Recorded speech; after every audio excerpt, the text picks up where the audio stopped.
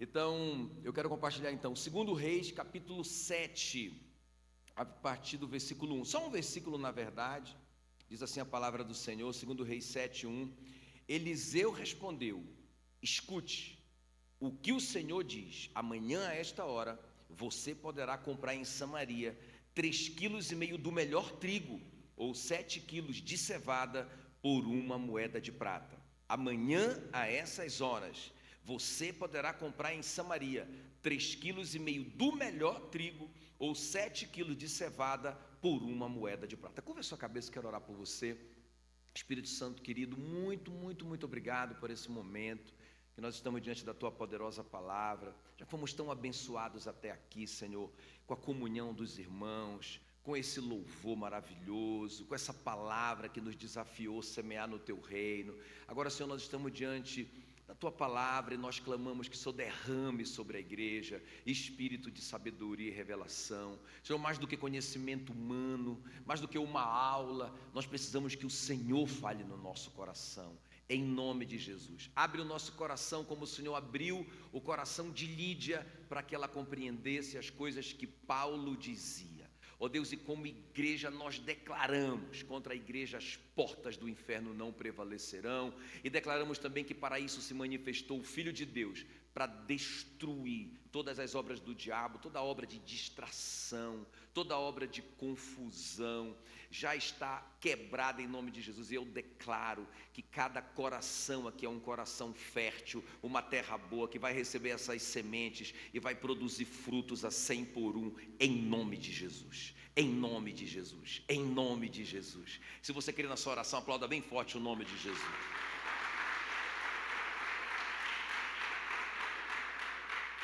Então deixa só eu contextualizar aqui, presta bem atenção, é muito importante esse início. Então é um tempo, né, que Israel está num tempo de apostasia. Eles deixaram a Deus, abandonaram o Senhor, não tem mais culto, eles não querem mais saber de nada.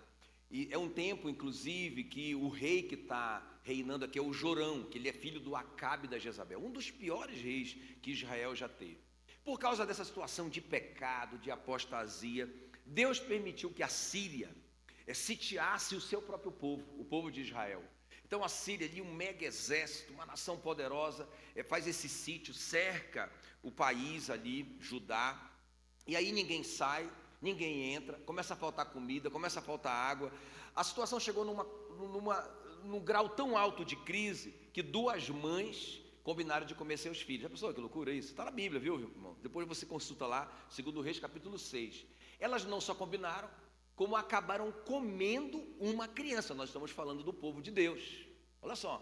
E eles comeram uma criança, só que na hora de comer a outra, conforme o combinado, aquela mãe se arrependeu, escondeu a criança, e o caso foi parar na justiça. Já pensou? Né? E quando o rei Jorão tomou conhecimento disso, de que a nação estava nesse nível de apostasia, já estão comendo gente, já estão praticando canibalismo, deixaram a Deus e não querem mais saber de nada. Então o rei culpa o pastor Eliseu, né? A culpa é sempre do pastor, está amarrado em nome de Jesus. E aí eles vão então e vão para matar o profeta Eliseu. Só que quando eles chegam ali, o profeta Eliseu confronta o rei e diz para ele assim: olha, claro, ele dá uma palavra muito dura para o rei, mas ele também dá uma promessa. Ele diz: amanhã, a estas horas, você poderá comprar em Samaria 3,5 quilos do melhor trigo, ou 7 quilos de cevada, por uma moeda de prata. Por que isso é uma informação importante? Porque eles estavam pagando numa cabeça de jumento, aqui no capítulo 6, 80 ciclos, a Bíblia detalha. Então eles estão pagando 80 ciclos numa cabeça de jumento. Eles nem podiam comer jumento, porque jumento é considerado uma comida imunda para o judeu. Não podiam comer jumento. Estão comendo jumento. Mais do que isso, estão comendo esterco de pomba. Estão pagando 2 ciclos de prata por um copo de esterco. Está na sua Bíblia. E aí o profeta vem e diz: olha, amanhã por essas horas, vai mudar tudo. Vocês não vão mais precisar comprar cabeça de jumento por 80 ciclos, e nem comer esterco, e pagar por isso. Vocês vão comprar o melhor trigo e a melhor cevada por uma moeda, por um ciclo. Vai ser uma mudança radical. Irmãos, eu me identifiquei demais com essa palavra, e eu gosto de pregar uma palavra que passou por mim, sabe, o remédio que eu tomei e deu certo, não é? Porque eu estava nessa crise, meu Deus, eu tenho tantas promessas, porque isso aqui é uma promessa maravilhosa, não é? Já pensou? Olha, amanhã por essas horas, Marcos, vai virar de cabeça para baixo a sua vida, ou melhor, de cabeça para cima, tudo vai mudar, não é? O grande milagre na sua vida, amanhã. Como que vai acontecer isso? Como que pode isso? Não é? Então, me identifiquei com isso, porque eu estava assim, poxa vida, eu tenho tantas promessas, para vir para cá eu recebi tantas promessas, não é? Mas aí o Senhor falou no meu coração, quando eu li essa história, não basta ter promessas, tem que ter as atitudes que ativam essa promessa, ok? Não é só dizer, eu acredito nessa promessa, ou então, eu tenho uma promessa. Ela não vai se cumprir automaticamente. A gente vê na história do povo de Israel, no deserto, todo mundo tinha a promessa de conquistar a terra prometida, mas só 2 homens, pensa no meio de toda aquela multidão, entraram na terra prometida e desfrutaram dela, não é? Então só a geração de Josué e Caleb entrou, toda uma geração morreu no deserto, inclusive Moisés.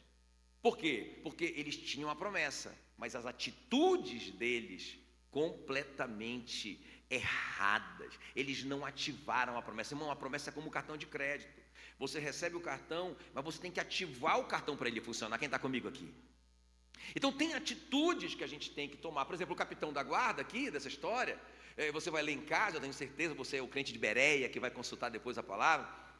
Esse cara, quando ele ouviu a promessa, que todo mundo ouviu, ele disse, como é que pode isso? Isso não pode acontecer, ainda que Deus fizesse janelas no céu, onde já se viu acontecer um negócio desse, a gente pagar um ciclo por 3,5 kg de trigo e um ciclo por 7 kg de cevada, se a gente está pagando 80 ciclos agora numa cabeça de jumento e 2 ciclos num copo de esterco. Como que vai acontecer um negócio desse? Não pode. O profeta disse para ele, você vai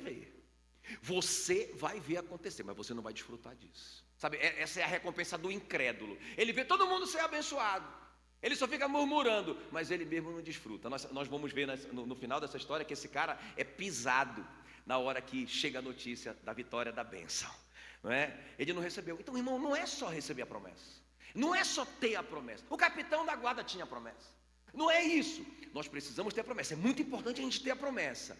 E foi isso que Deus falou comigo naquele dia, que eu estava numa santa crise. Ele disse, você tem que ter as atitudes certas, para você ativar essa promessa na sua vida. Deixa eu perguntar aqui rapidão, tem alguém aqui que tem pelo menos uma promessa de Deus? Deixa eu ver, cadê? Uau. Então eu vim aqui te falar, que você precisa ativar essa promessa. Quem está pronto? Vou te mostrar 3 coisas que essas pessoas fizeram, porque nós vamos ver aqui, os heróis dessa história vão ser 4 leprosos, irmão. Totalmente improváveis, sem recursos, rejeitados pela sociedade. São esses caras que vão ter a atitude correta, são esses caras que vão ativar essa promessa, são eles que vão fazer acontecer o que o profeta profetizou na vida deles. Eles vão ser os heróis. E eu quero te dizer, você pode ser o herói da sua família, você pode ser um herói no reino de Deus, você pode ser essa pessoa que ativa a promessa. Então esse é o nosso tema aqui nessa noite, atitudes que ativam a promessa. Cutuca esse crente que está aí do seu lado, sacode ele e diz assim para ele, te prepara. Aleluia. Então, quero te mostrar essas 3 atitudes desses leprosos, irmãos. E aí, esse foi o grande segredo. Então diga comigo assim, bem forte, a primeira atitude, crer na promessa. Ou seja, crer no que Deus disse, né? Crer na palavra. Crê na promessa. Se eu perguntasse aqui, quer ver? Vamos fazer um teste. Quantos aqui tem uma promessa? Cadê o pessoal da promessa que tem uma promessa aí? Deixa eu ver. Tá. Quantos de vocês acreditam nessa promessa? Tá, agora bora ver se vocês acreditam. E eu não tô aqui te acusando. Eu estou te falando que passou por mim isso. Eu disse, eu tenho um monte de promessas, Senhor.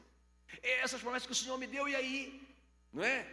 Mas o que o Senhor me mostrou é que as minhas atitudes não estavam coerentes com as minhas palavras, não é? Então, por isso que, irmãos, o segredo é esse, atitude correta. Então, crer na promessa, você vai ver que é mais do que palavras, porque eu digo que palavras falam, mas as nossas atitudes gritam.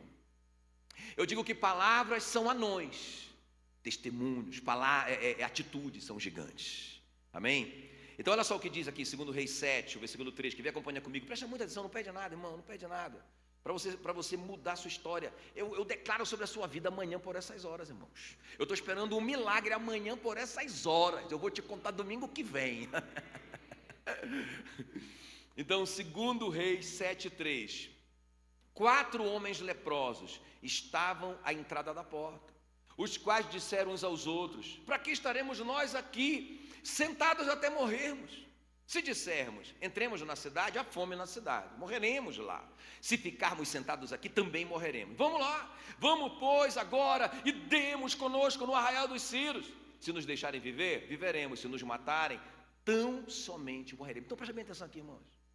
Isso que é crer na promessa, sabe? Tem que ter atitude. Porque veja bem, eles pensam assim: rapaz, não vai mudar nada a gente ficar sentado aqui reclamando da nossa situação, da nossa lepra. Não vai adiantar nada. Se a gente entrar lá, os caras estão desistindo lá, estão até comendo gente, mano. Os caras estão até comendo esterco de pomba, não é? Se a gente entrar lá, a gente vai morrer. Ficar aqui morre. Rapaz, vamos fazer alguma coisa, mano?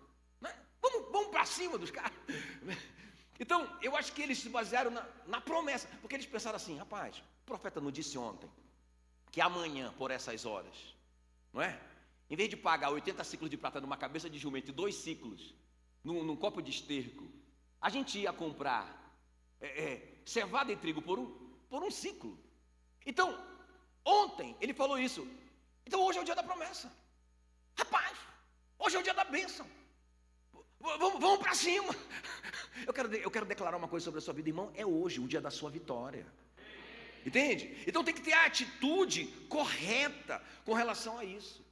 O capitão da guarda, como eu te falei, ele tem uma atitude completamente errada. Ele vai duvidar da promessa de Deus. Ele vai dizer: como assim? Isso é impossível. Tem muita gente, irmão, por incrível que pareça, tem muito crente dizendo: não, isso é impossível. Está acreditando em bobagem. Irmão, Deus ainda é Deus e vai ser Deus para sempre. Jesus Cristo mesmo ontem, hoje e será eternamente. Amém? Ele duvida e é pisado pelos homens. Então presta atenção, qual que tem que ser nossa atitude com relação às promessas? Olha só o que diz Salmos 119, o versículo 162. Eu amo esse salmo.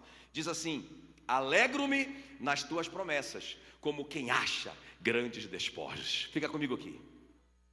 Irmão, olha como que tem que ser a nossa atitude. Eu tenho que me alegrar com uma promessa como se já fosse o despojo. O que era o despojo? Eu ia para a guerra, lutava, venci. Agora eu vou receber os despojos porque eu lutei. Então, como que a Bíblia diz que o crente tem que lidar com a promessa? Irmão, Deus já não falou? Ele já não disse? Então já era. Ele falou? Então está certo.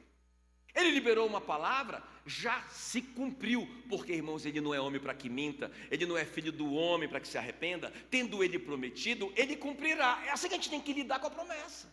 Deus me prometeu, e eu lá, igual o capitão da guarda. Mas como que vai ser? Não é? Igual a Maria que fala para o anjo diz para ela: olha, você vai gerar um filho, o nome dele vai ser Jesus, ele vai livrar o povo dele do pecado, você vai... Ela fala: mas como que vai acontecer isso se eu não tenho relação com homem algum? O anjo diz para ela: para Deus nada é impossível. Uau! Descerá sobre ti o Espírito Santo, não é? E você conceberá e dará à luz um filho. Como que vai ser isso? Deus é Deus. Se Ele disse, então já era, meu irmão. Nós temos que crer, então, veja bem, nós temos que se alegrar com a promessa, nos alegrar na promessa, como quem já achou o despojo. Então era para o crente andar assim, ó. Era para o crente ser a criatura mais feliz da terra, porque ele tem um monte de promessas. São 8.000, irmãos. Vocês estão ligados comigo? Então, não era para a gente ficar murmurando e ficar triste e não sei o quê, e frustrado, porque está tão difícil. Deus não falou. Por exemplo, quer ver? Sobre as suas finanças. Eu não tenho tempo para isso, mas eu tenho uma promessa que eu amo demais, que é Salmo 34, 10, sobre suas finanças. Eu sei que você não tem problema financeiro, mas só para você ajudar o seu vizinho, coitado, não é? Salmo 34, 10 diz assim: aos que buscam o Senhor. Tem alguém aqui que busca o Senhor? Você ora, né? Você ora, você busca a Deus e tal. Olha lá, aos que buscam o Senhor, bem nenhum lhes faltará. Meu Deus do céu, isso é uma promessa poderosa. Não pode faltar nada para o crente. Bem nenhum lhe faltará. Entende? Então isso é uma promessa que eu tenho que lidar com ela como se eu já tivesse recebido o despojo. Não, irmão, eu estou buscando a Deus, eu estou orando, eu estou lá no meu TSD, estou lendo a minha Bíblia, estou buscando o Senhor, estou conhecendo o Senhor e prosseguindo em conhecer o Senhor. Não pode faltar bem nenhum para mim. Quem está comigo aqui? Não é? Por exemplo, com relação aos seus filhos, olha essa promessa em Isaías 54:13. Todos os teus filhos serão ensinados do Senhor. Meu Deus, você não vai perder nenhum filho para o Satanás, nenhum. E será grande a paz. Essa palavra paz aqui é shalom, que não é só paz no sentido de estou tranquilo, não, é paz no sentido de plenitude, envolve vida financeira também, saúde, envolve salvação, envolve tanta coisa. Olha, todos os teus filhos serão ensinados do Senhor. Quantos filhos? Quantos filhos? Grita aí. Agora, e será grande a paz, a shalom dos teus filhos. Meu Deus. Olha o que diz Isaías 65:23. Vocês não trabalharão inutilmente não, com relação aos seus filhos, nem terão filhos para a calamidade, porque eles são posteridade bendita do Senhor. Os seus filhos estarão com Deus. Quem está comigo aqui? Você não vai perder nenhum filho. Todos os seus filhos servirão ao Senhor. Lembra a Meila uma vez preocupada com os filhos, com um dos filhos pontualmente ali, com preocupação, com a salvação do filho e tal. E naquele dia, justamente naquele dia, eu estava lendo o Salmo, Atos, né? E eu li naquele dia Atos 2, que fala assim, né, sobre o Espírito Santo, a descida do Espírito Santo. E o Pedro fala assim, olha, para vocês é a promessa, mas não só para vocês, para os filhos de vocês também. Eu disse, amor, a promessa não é só para nós, nossos filhos vão ser cheios do Espírito Santo. Creia na promessa, lide com essa promessa como você já... Agora, sabe, não é para você ficar lá, esse menino não quer nada, esse menino nem parece que é crente, essa palavra é do demônio, é do Satanás, porque a palavra de Deus diz que os seus filhos serão ensinados do Senhor. Todos os seus filhos serão ensinados do Senhor. Todos os seus filhos terão paz. Todos os seus filhos serão cheios do Espírito Santo. Você não está criando um filho para o inferno. Tem alguém aqui comigo me ouvindo? Essa é promessa, irmão. Então a gente tem que crer com a atitude correta, né? Por exemplo, com relação à igreja, a gente tá orando essas promessas. Eu estou orando, irmão, olha, não tem nenhum dia que eu não acordo de manhã cedo e oro essas 4 promessas. Não é, Senhor? Porque o Senhor prometeu, Ele disse, eu permitirei ser solicitado pela igreja, que eu, o Senhor, multiplique os homens como um rebanho de santos. Ezequiel 36:37. Senhor, o Senhor disse, o Senhor prometeu, o Senhor vai multiplicar essa igreja como um rebanho de santos. Aí eu falo assim, aí quando eu comecei a orar essa promessa, algum tempo atrás, eu falei, Senhor, eu comecei a acreditar tanto nela que eu comecei a ficar preocupado. Senhor, mas quem que vai cuidar de tudo isso? Aí eu achei outra promessa, não é? Jesus disse, orem ao Senhor da seara, para que Ele envie mais trabalhadores para a sua seara. Eu disse, uau, Senhor, então multiplica os homens como um rebanho, mas já manda logo mais trabalhadores. Mais gente para o Kids, mais músicos, mais pessoal da atmosfera, mais dançarinos, mais todo mundo, mais líderes de célula, mais pastores, aleluia. Aí depois comecei a ficar preocupado, mas meu Deus, onde que eu vou colocar todo esse povo? Eu já estava assim, sabe, lidando com a promessa como era um despojo, eu já tinha. Aí eu já estava assim, meu Deus, eu já preocupado, onde eu vou colocar esse povo todo? Eu preciso de um prédio grande, o senhor precisa mandar dinheiro também. Aí eu li na palavra, não é? Que o trabalhador não vai à guerra à sua própria custa. Eu disse, então o general que me enviou para a guerra, ele vai me dar o tanque de guerra, vai me dar os mísseis, vai me dar os aviões de guerra, vai me dar o exército, ele vai me dar os recursos financeiros. Aleluia, eu já comecei a ficar empolgado. Aí depois eu já comecei a ficar preocupado, meu Deus, mas eu já estava grande nessas horas. Já era uma igreja grande, com muitos trabalhadores, uma igreja, um prédio enorme, aleluia. Aí eu falei, Senhor, mas eu preciso do poder do Espírito Santo, porque Jesus disse para nós não fazermos a obra, em Atos 1,4, sem o Espírito Santo. Aí eu li a promessa: ora, se vocês são maus, vocês sabem dar boas dádivas aos vossos filhos, quanto mais o Pai Celeste dará o Espírito Santo àqueles que lhe pedirem. Eu estou pedindo o Espírito. Senhor, aviva a tua obra, aviva a tua obra, aviva a tua obra. Estão comigo aqui?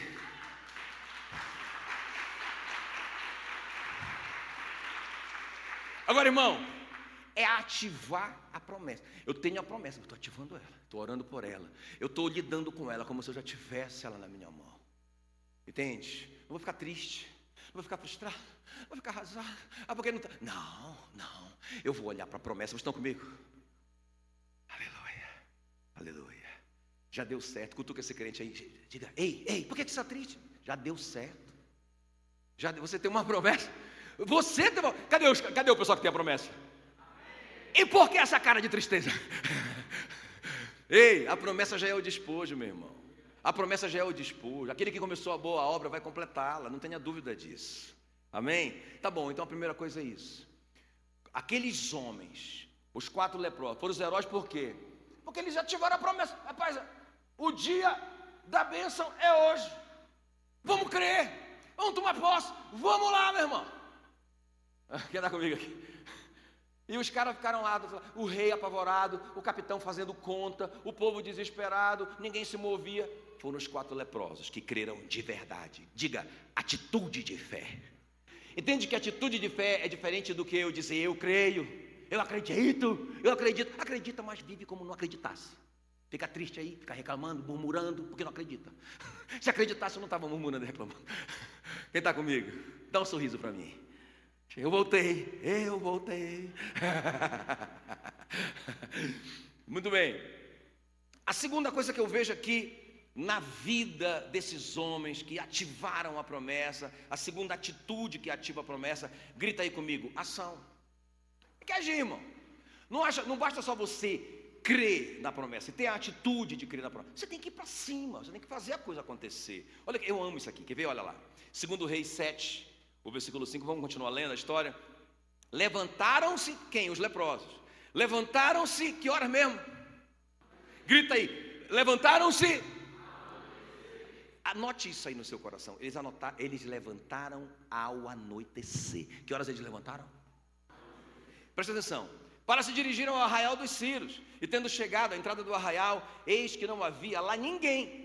Porque o Senhor fizera ouvir no arraial dos Círios ruído de carros e de cavalos e o ruído de um grande exército, de maneira que disseram uns aos outros: eis que os reis de Israel, o rei de Israel alugou contra nós o rei dos heteus, o rei dos egípcios, para virem contra nós.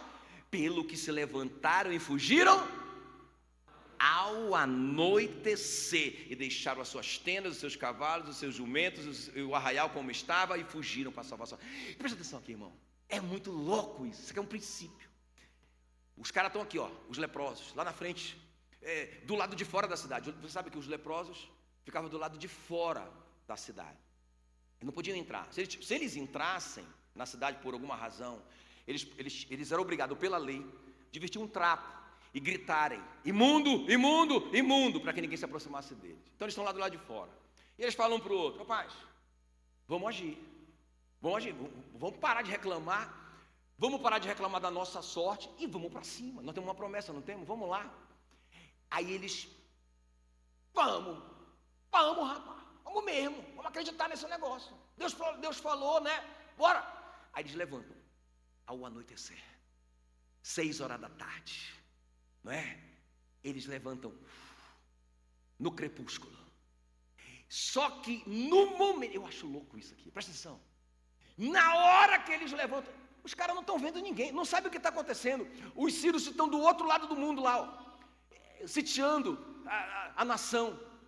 Eles não estão vendo nada disso. Mas ao anoitecer, naquela hora que os caras levantaram lá, eles ouviram aqui um ruído de um grande exército. Uau! E quando eles ouviram aquele ruído, eles disseram: rapaz, é o povo de Israel. Estão vindo, eles se ajuntaram com outros exércitos. Eles vão passar por cima da gente. Bora fugir! E eles fogem. Irmão, isso aqui é um princípio muito louco, porque Veja bem, quando os leprosos chegam lá, pois eles encontraram tudo abandonado. Pensa os cavalão top que estava lá, só cavalo de raça, roupas top, rapaz, ouro, prata, está na Bíblia, não é? Muita comida, muita coisa diferente. Aleluia! Rapaz, aleluia! Né? Agora, veja bem, o que eu acho muito louco nisso? O princípio aqui envolvido, presta atenção. Isso está em todo o Antigo e o Novo Testamento. Quando Deus manda o Josué atravessar o Jordão com o povo, ele fala assim: Josué, junta todo o povo, 600.000 homens, fora mulheres e crianças, presta atenção. E aí, coloca a Arca da Aliança na frente. Então, a Arca da Aliança vai a 1 quilômetro de distância do povo aqui atrás. Eles vão tocando as trombetas. Quando o primeiro sacerdote pisar na água, o Jordão vai se abrir. Olha o princípio. Primeiro eu me movo. Então eu digo assim, ó, quando eu me movo, Deus se envolve. Qual que é a cabeça da incredulidade? Me dá um sinal. Eu estou aqui, não acontece nada. Se acontecer alguma coisa na minha vida é porque o Senhor quer fazer alguma coisa. E Deus está do mesmo jeito esperando a gente. Que horas que você vai se mover em fé? Que horas que você vai agir baseado nessa promessa que eu te dei? Eu te dei uma palavra. Eu te dei uma promessa. Ó, vai lá, Roosevelt. Eu estou te dando, né? Aliás, o Antônio está te dando R$1.000, né? Está te dando R$1.000. Ele já depositou. Tudo que você tem que fazer é sacar. Entende? Agora, se o Roosevelt ficar, eu não acredito que o Antônio fez isso. Eu não acredito nisso. Ele vai ofender o Antônio. Porque o Antônio já disse, né? O Antônio já disse que deu. Então, irmãos, se Deus já disse que deu, eu estou duvidando do quê? Eu tenho que ir lá sacar, está entendendo? O princípio da ação. O Josué foi lá, juntou o povo, vamos lá. Eu imagino algum incrédulo lá perguntando, por que não abre primeiro para a gente passar? Por que não dá um sinal? Que sinal que é, rapaz? Vamos lá. Quando o primeiro sacerdote pisa, pum, não é? O Jordão se abre e eles passam. É um princípio do Antigo Testamento. Deus falou com a viúva de Serepta. A Bíblia diz, Elias, vem cá. Eu falei com uma viúva para ela te sustentar durante 3 anos e meio. Eu falei para ela, está lá na Bíblia. Né? 1 Reis, capítulo 17 e 18. Eu falei, ele fala, eu falei, ou seja, eu dei uma palavra para ela. Vocês estão percebendo a promessa? Qual é a promessa para a viúva? Pobre. Você vai sustentar o profeta Elias aqui em Serepta. Como que eu vou fazer isso? Não tem dinheiro.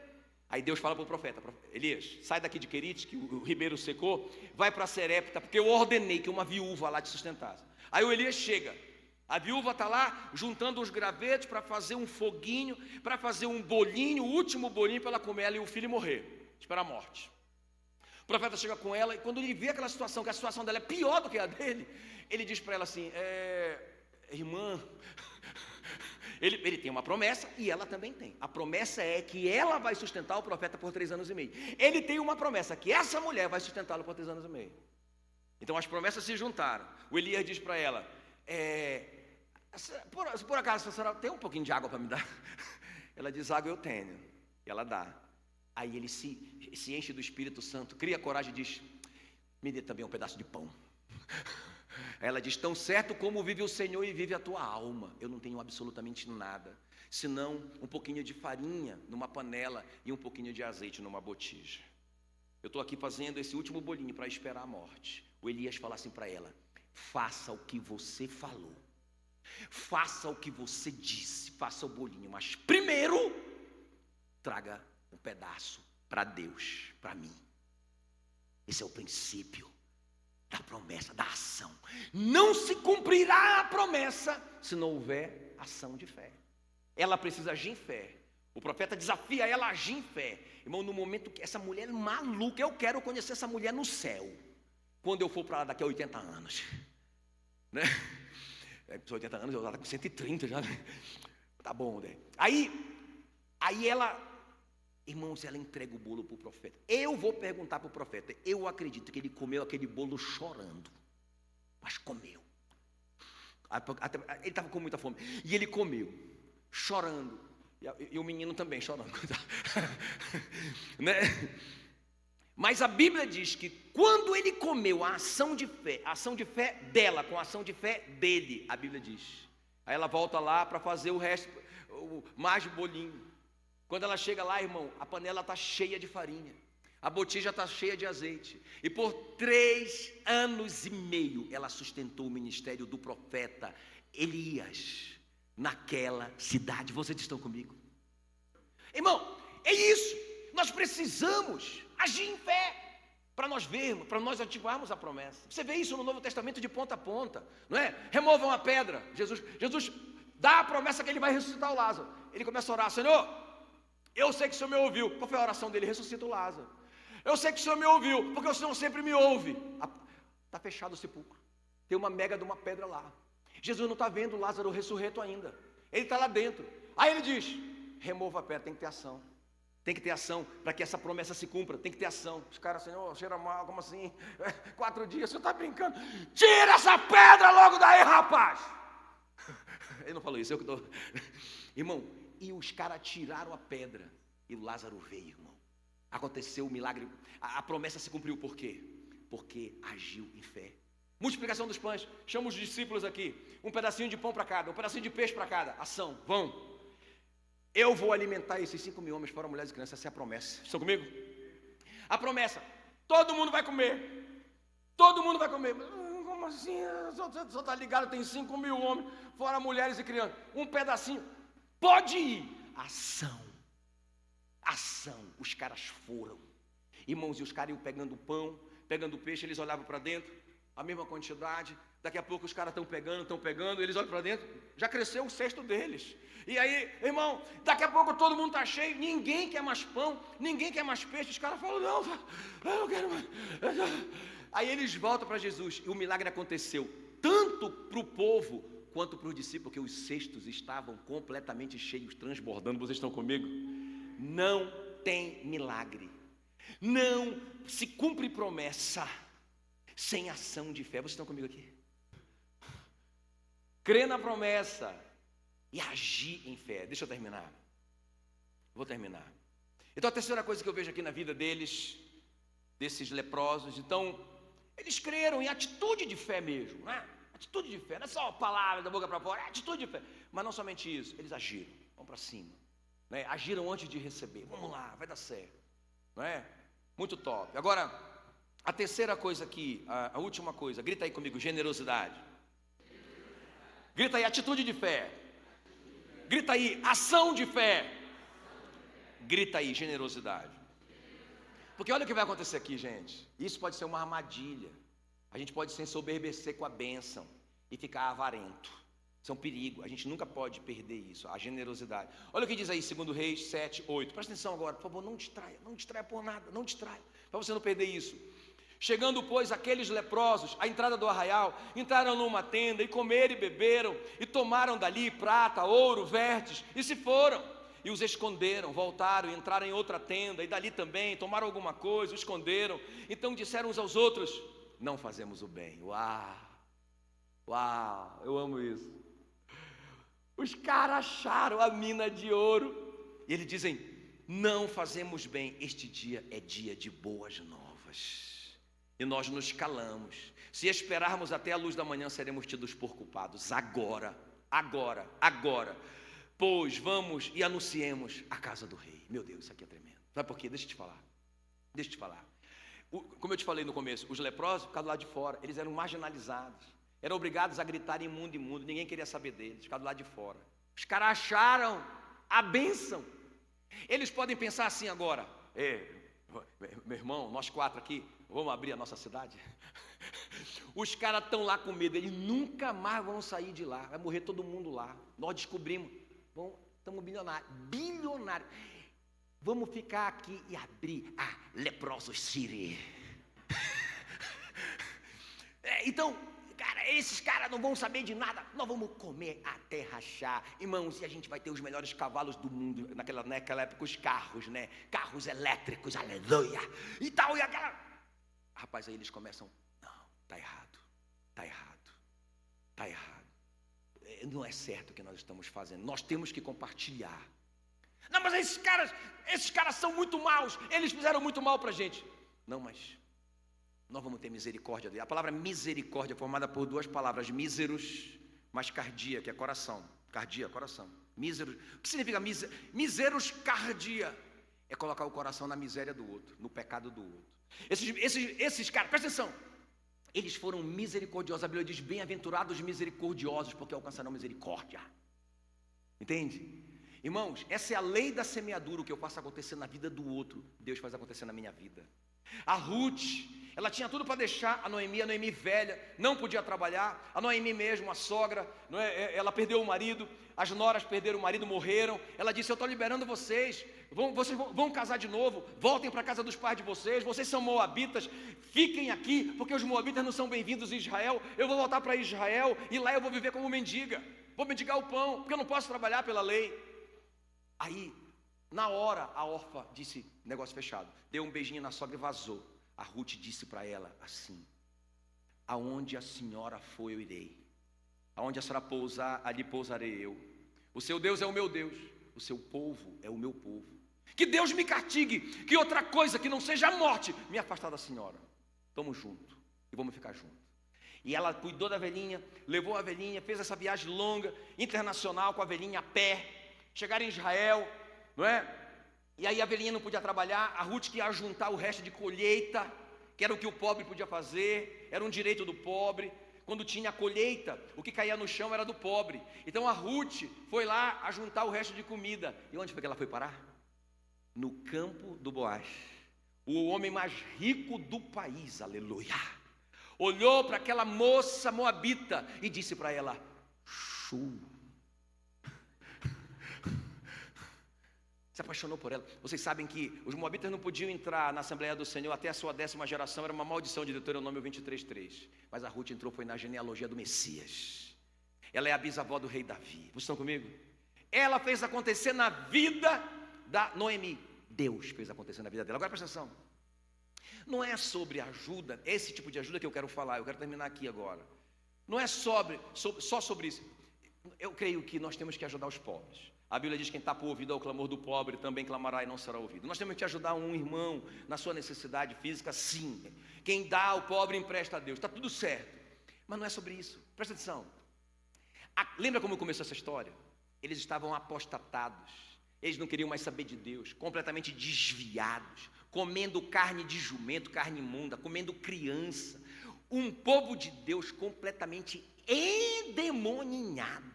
Agora veja bem, tudo isso acontece e os leprosos falam, eu acho tremendo isso fala da vida abundante que eles encontraram. Irmãos, é a graça. Ninguém merece a graça. Esses leprosos não fizeram nada para achar aquilo ali. Fizeram nada, eles eram leprosos. O leproso era considerado maldito, igual eu e você, perdidos nos nossos pecados e delitos. Então eles acham a salvação ali, eles acham a vida abundante. Quem está comigo? Jesus disse: eu vim para que vocês tenham vida e vida abundante. Eles acham a vida abundante, eles ficam ricos da noite para o dia, mas não só ricos fisicamente. Irmão, eu fico imaginando eles voltando, né? Eu falei de manhã, eu creio que aconteceu isso. Eu vou saber no céu. Lá no céu vocês me perguntem: pastor, tirou a dúvida? Porque uma das 150 mil dúvidas que eu tenho. E eu vou perguntar: eu creio que esses caras foram curados, porque o que eles fizeram foi muito grande. Eles salvaram Israel. Se eles não fizessem isso, se eles não arriscassem a vida, nós perderíamos Israel, consequentemente o Messias. Eles foram heróis mesmo, não só naquele momento, mas para a história humana. Eu creio que eles foram curados. Agora presta atenção. Aqueles leprosos miseráveis caindo aos pedaços, né, irmão? Sem nariz, sem dedo, sem... Rapaz, os caras tudo parece monstro, cheio de farrapo. Rapaz, eu creio que eles foram curados. Eles ficaram assim, tudo bonitão, assim, igual o Roosevelt, aleluia. Aí eles voltam no cavalo, pensa um carro novo, né? Aí aquele cavalão, rapaz, aquele cavalo de luxo, carro elétrico, tá entendendo? Como é o nome daquele carro elétrico que tu andava? Como é? É o BID, mas qual que é o King, né? Era uma BMW, era um Porsche. Aí eles chegam ali, presta atenção. Aí eles chegam na frente ali, do lado de fora, e chamam o atalaia. Eles estão com roupa nova, lembra? Você leu o texto? Eles estão com roupa nova, aleluia, de príncipes, curados. Tem até talvez uma coroazinha na cabeça, ouro, prata. Os caras estão milionários. Rapaz, eles chegam lá e gritam pro atalaia: nós achamos a vida abundante. Achamos a vida abundante. Lembra que eles falaram? hoje é dia de boas novas. A palavra evangelion no grego significa boas novas. Nós temos que contar o evangelho para todo mundo. Nós temos que contar que nós achamos a graça. Vamos contar. E aí quando eles falam para os caras dizem: rapaz, olha, tem vida abundante aqui. E aí eles falam para dentro do muro, né? Pessoal, a promessa se cumpriu, a promessa do profeta se cumpriu, a promessa de Eliseu se cumpriu. Ó, então, olha, vamos lá. Aí o rei, com medo, o rei diz: não, isso é uma armadilha. Os caras estão querendo pegar a gente. Eles sabem que a gente está com fome. Quando a gente chega lá, eles pegam a gente, né? Alguém fala para o rei: rei, se a gente permanecer aqui, a gente vai morrer mesmo. Vamos lá, vamos experimentar isso. Aí o rei manda 2 cavalos e 2 cavaleiros. Eles vão lá, olham tudo e voltam. É verdade, eles já voltam ricos também, aleluia. Os 2 cavaleiros já voltam ricos num cavalão top, roupa nova e tal, e já voltam todo mundo. Vida abundante, ei, vida abundante. Esse é o evangelho. Aí os caras então, na hora, todo mundo acredita quando eles veem os leprosos curados. Roupa nova, carro novo, os caras tão ricos, felizes, cheios de Deus. E os outros que foram já voltaram também. Eles falam assim: rapaz, vamos lá também nós. Quem está me entendendo? E a Bíblia diz que eles vão com tanta fúria, com tanta paixão para a vida abundante, que eles passam por cima do capitão da guarda. Ei, a Bíblia diz: crê, aquele que crê e for batizado será salvo, quem não crê já está condenado. Tem alguém me ouvindo? Amém, queridos? Então, o que é que nós estamos fazendo com a graça? Eu quero terminar falando. Pode vir aqui o louvor rapidão para parecer que está acabando, rápido. Eu quero te fazer 2 desafios, presta atenção. Irmãos, você achou a graça. E você não fez nada para merecer isso, é de graça. Pensa eu, né, o Jackson. Sabe, eu contei de manhã que eu vivia numa favela. Morava sozinho numa favela. Quando lá era cheio de lama. Quando eu saía de lá, eu enrolava a calça a minha calça, né? Pegava meu sapato na mão e ia pisando na lama. Aí eu chegava lá na parte alta, lavava os meus pés. Quando o vizinho lá que deixava eu lavar o pé não estava, eu ia com o pé cheio de lama para o trabalho. Sabe, irmão, assim que eu vivia, viciado em cocaína, viciado em maconha, viciado em álcool, uma vida miserável, leproso. Estão comigo? Tropecei na vida abundante, tropecei na graça, não fiz nada para merecer isso. Deus mudou minha vida e minha história. Agora, eu não vou contar para todo mundo isso. Deus me deu uma família, Deus mudou minha vida, não é? Me deu vida abundante. Agora, eu não vou contar para todo mundo isso. Você achou a vida abundante. Ei, cutuca esse leproso, esse ex-leproso. Você agora tem que contar. Hoje é dia de boas novas. Amém, querido? Nós temos que contar para todo mundo o que Deus fez na nossa vida. Pastor, eu não sei fazer isso. Eu não sei pregar igual o Senhor, mas você pode liderar uma célula. Você pode abrir sua casa para receber um life. Você pode trabalhar no Kids, inclusive uma sala do Kids pode fechar, não vai fechar em nome de Jesus, porque não tem gente para trabalhar. Pensa bem, nós gastamos um dinheirão lá para ampliar o nosso Kids. Agora está faltando professores do Kids e vai fechar a sala, está amarrado, eu vou para lá. Vou ajudar lá. Aí vocês colocam um pregador aqui. Não é, irmão? Não pode. Eu tenho que trabalhar. Não tem outro jeito. Estão comigo? Aqueles leprosos disseram: não, cara, nós estamos endividados com Deus. Pensa bem o que Ele fez na nossa vida. A gente tem que contar para todo mundo. Agora escuta, quando eles voltam e contam a novidade, toda a nação não só recebe a bênção física, mas como toda a nação se prostra ao Deus de Eliseu. A nação diz: é verdade, Deus é real. E voltaram a seguir o Senhor. Houve uma conversão em massa ali. Quem está comigo aqui? Esse é o primeiro desafio. Fique em pé no seu lugar.